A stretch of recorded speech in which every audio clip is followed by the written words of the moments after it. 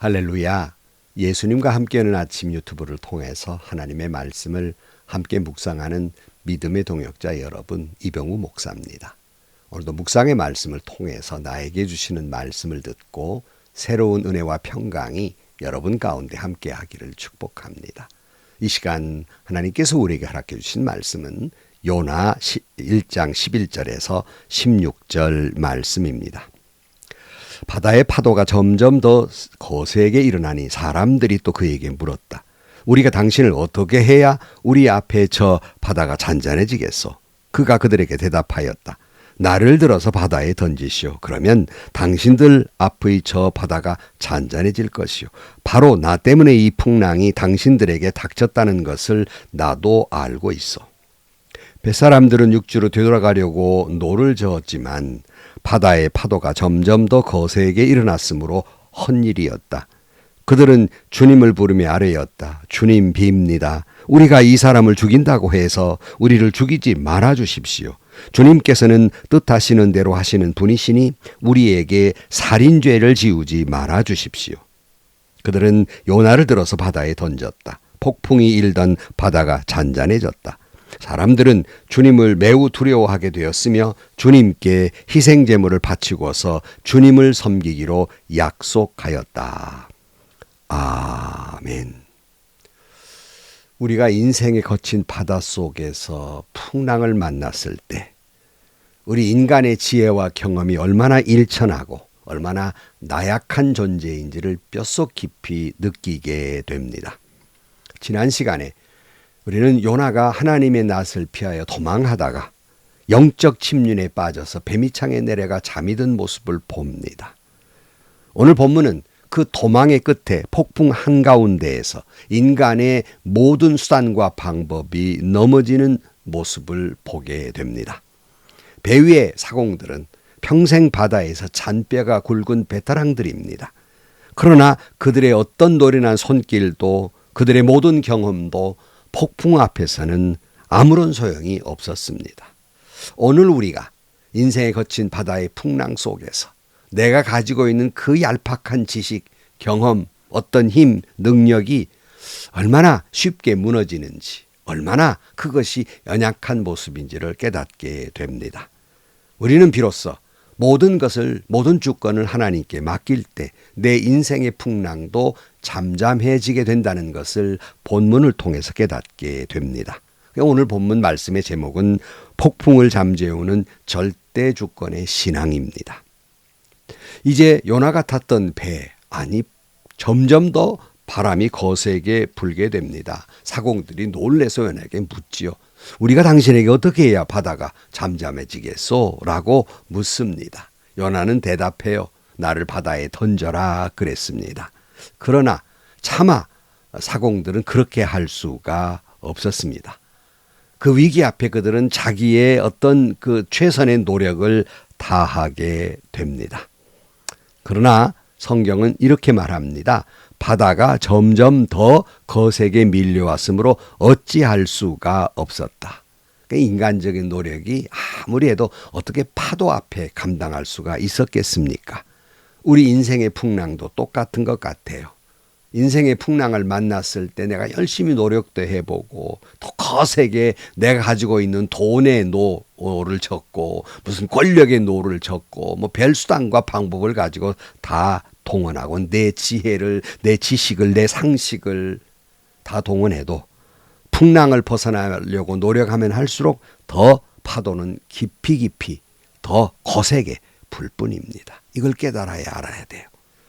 13절 그러나 선원들은 육지로 되돌아가려고 애써 노를 저었지만 바다가 점점 더 거세게 밀려왔으므로 어찌할 수가 없었다. 사람이 마음으로 자기 길을 계획할지라도 그의 걸음을 인도하시는 이는 여호와라고 잠언 16장 9절에 말씀하고 있지 않습니까? 존 칼빈은 인간의 모든 계획은 하나님의 허락 안에서만 이루어진다. 우리가 길을 그리지만 그 길을 걷게 하시는 분은 오직 하나님이시다. 그러면 여러분 인생의 풍랑이 왔을 때 그러면 노젓지 않고 내 방법과 수단을 다 하자고 뭘 하란 말이요. 결론은 다 하시잖아요. 그 노젓는 걸 멈추고 하나님을 바라보는 것입니다. 이것이 신앙이에요. 사공들은 노가 부러지기 전까지는 전혀 요나의 말을 진실로 받아들이지도 않았고 인간의 방법을 최선의 노력을 다해 보았습니다. 그러나 이 모든 것들이 숲으로 다 돌아가는 순간, 그때는 실패가 아니라 하나님이 여러분을 주님께로 부르시는 진짜 신앙으로 초대하는 하나님의 콜링이에요. 내 힘으로 저을 수 있는 노는 한계가 있습니다. 그러나 주님의 다스림의 한계는, 주님의 역사하시는 한계는 없습니다. 다시 말씀드립니다. 인간의 내 노를 멈추고 주님께 그 노를 맡기는 순간 이 풍랑은 잠잠하게 될 것입니다. 결국 사공들은 노를 내려놓습니다. 그리고 주님께 부르짖죠. 주님, 빌고비입니다. 우리가 이 사람을 죽인다고 해서 우리를 멸망시키지 말아 주십시오. 주님께서는 뜻하시는 대로 하시는 분이시니 우리에게 살인죄를 지우지 말아 주십시오 라고 말하면서 하나님은 뭐라고 고백해? 뜻대로 하시는 분이다. 이 말은 절대 주권이라는 신앙 고백이에요. 아니 요나가 해야 되는데 안 믿는 그런 이 사공들이 이렇게 고백하고 있습니다. 이 고백은 단순한 부르짖음이나 단순한 기도가 아니라 엄숙한 항복 선언입니다. 내가 이것을 통제할 수 없습니다. 이 모든 건 하나님 손 안에 있는 것을 인정합니다. 그리고 요나를 바다에 던져버리죠. 그러자 어떻게 됐어요? 즉시 잔잔해졌다고 말씀하고 있습니다. 우리가 주목해야 할 것은 바다가 잔잔하게 된 것은 사공들의 노력에 의해서가 아니라 오히려 그 노력을 놓았기 때문에 잔잔해졌다는 사실입니다. 그들이 노를 저으면 저을수록 풍랑은 더 거칠게 불어왔지만 자기의 통제권을 내려놓고 모든 것을 주님께 맡겼을 때 바다는 오히려 고해졌다는 단순한 신앙인의 논리이고 우리는 그렇게 사는 사람들입니다. 우리의 삶 앞에서도 그렇습니다. 내 고집을, 내 욕망을, 내 어떤 실력을, 내가 붙들고 있는 돈이나 권력이나 인간적 힘을 내려놓을 때, 파도 속으로 던져버릴 때 비로소 참된 평안이 하나님께로부터 내게 온다는 사실입니다. 14절 그들은 주님께 부르짖었다. 주님 빌고비입니다. 우리가 이 사람을 죽인다고 해서 우리를 멸망시키지 말아 주십시오. 주님께서는 뜻하시는 대로 하시는 분이시니 우리에게 살인죄를 지우지 말아 주십시오. 선원들은 요나를 들어 바다에 던졌다. 그러자 거센 바다가 잔잔해졌다. 토마스 아 캠퍼스가 이렇게 말합니다.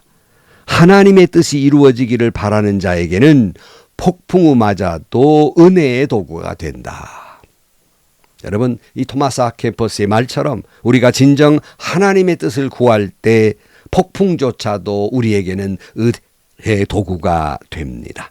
사공들이 자신들이 생명의 위협을 느끼는 순간 자기를 괴롭히는 원인이 됐던 요나를 바다에 던지기로 결단하게 됩니다.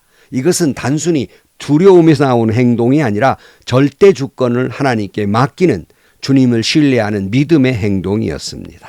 우리도 내 인생의 풍랑을 잠재우기 위해서 가장 먼저 해야 할 것은 내 손에 들고 있는 것이 무엇입니까? 내가 의지하는 것이 무엇입니까? 그거 던지고 모든 주권을 하나님 앞에 내려놓을 때, 하나님의 주권적 역사하실 때 풍랑은 잠재워질 것입니다.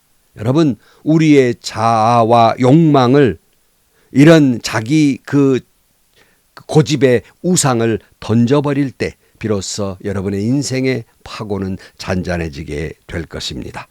아니 그래, 사공들이 요나를 바다에 던지니까 즉시 잠잠해졌다 이렇게 말합니다. 이 모습을 보고 오늘 16절에 뭐라고 그랬어요? 주님을 크게 두려워하게 되었으며 주님께 희생의 제물을 바치고 서원을 했다. 믿기로 작정했다 그랬습니다. 여러분, 이들은 전혀 안 믿는 사람이었어요.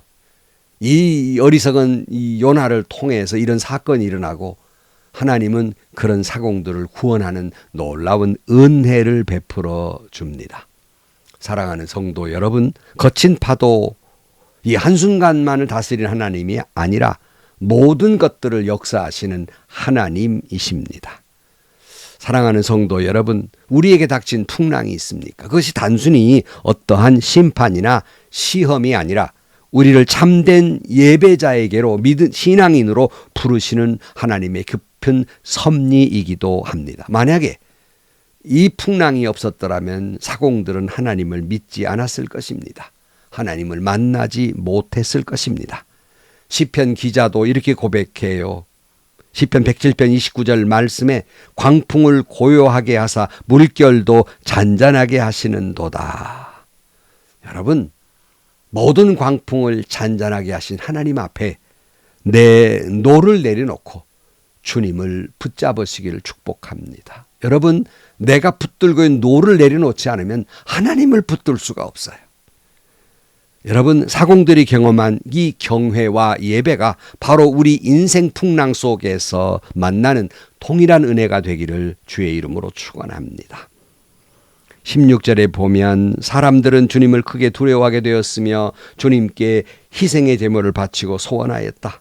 시편 107편 29절 광풍을 고요하게 하사 물결도 잔잔하게 하시는도다 그랬습니다. 사랑하는 성도 여러분, 우리 이 루이스가 이렇게 말해요. 경외는 하나님의 위엄을 목격한 자리에 시작된다. 폭풍이 잔잔해지는 것을 본 자는 더 이상 예전과 같은 사람일 수 없다. 다시 말씀드립니다. 여러분의 인생에 풍랑이 왔습니까? 하나님이 여러분을 저주하는 것이 아니라 참된 신앙인의 자리로 부르시는 거친 부르심이에요. 그러므로 여러분이 붙들고 있는 그 모든 것 내려놓으셔야 그 손에서 내려놓으셔야 하나님을 붙잡을 수가 있는 것입니다. 오늘 본문을 통해 하나님은 여러분에게 묻습니다. 당신이 붙들고 있는 도가 무엇이냐? 돈이냐? 권력이냐? 쾌락이냐? 무엇이냐?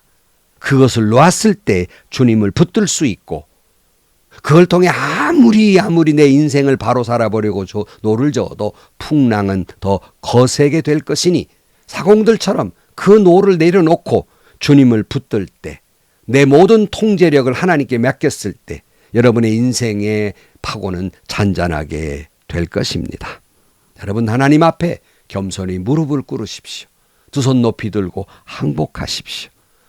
하나님 앞에 더욱 기도의 자리에 가셔서 주님을 붙들므로 말미암아 하나님은 여러분의 인생의 바다를 잔잔케 해주실 것이고 소원의 항구로 인도해 주실 것입니다. 물론 이 이야기는 여기서 끝나지 않지요. 바다에 던져진 요나, 하나님께서 그를 버려두지 아니하시고 큰 물고기를 예비해서 그를 삼키게 합니다. 우리는 이야기 속에서 사공들의 항복과 요나의 던져짐과 하나님의 예비하심, 이 모든 것들이 하나님께서 끝까지 자기 백성을 포기하지 아니하시고 인도하시는 하나님의 그 지독한 사랑, 놀라운 은혜를 엿보게 됩니다. 성도 여러분, 오늘 또 내 삶의 자리에서 내 주권의 노를 내려놓으십시오. 그리고 하나님께 다 맡기십시오. 그리고 주님을 붙드십시오. 놀라운 회복의 역사가 일어나게 될 것입니다. 기도하겠습니다. 하나님 아버지, 우리는 인생의 풍랑을 만났을 때 제 그 쥐꼬리만한 실력을 믿고 그저 인생의 노를 자기가 마음대로 해보겠다고 내 인생은 나의 것이라고 애써보지만 결국 기다리는 건 눈물과 한숨과 실패뿐임을 우리는 경험합니다. 이 모든 것을 내려놓고 주님께 항복하며 주님을 붙들게 하여 주옵시고 주께서 역사하시사 평강으로 소원의 항구로 인도하여 주옵소서. 예수님의 이름으로 기도하옵나이다. 아멘. 우리는 인생을 사는 각자의 노가 있어요. 어떤 때는 자기 경험이기도 하고 지식이기도 하고 돈의 힘이기도 하고 그렇습니다. 그러나 여러분, 그것이 아무리 내가 노력해도 인생의 파고는 더 거칠어진다는 것을 우리는 본문을 통해서 교훈의 말씀을 들어야 됩니다. 인생의 풍랑을 잠잠케 하는 것은 내 노력을 내려놓는 겁니다. 그 인간적 생각을 내려놓는 거예요.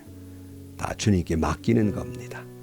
그럴 때 주님은 여러분의 풍랑을 잔잔하게 해 주실 것입니다. 행복하시고요. 좋은 일이 가득한 하루가 되시기를 주님의 이름으로 간절히 축원합니다.